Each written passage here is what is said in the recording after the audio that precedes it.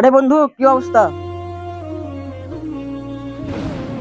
আরে ভাই, প্রত্যেকদিন আমার ঘরে মেহমান আসছে। ওই যদি দেখছো না, ওরা আমার গ্রামের। বন্ধু, আমি পিছনে গিয়ে লুকিয়ে যাচ্ছি। যদি আমার খোঁজ করে কোনো মতেই বলো না। ভাই, রুকসান নামে গ্রামে একজন থাকে, তার বাড়িটা বলতে পারবেন? জি ভাই, চলেন আমি আপনাদেরকে নিয়ে যাচ্ছি।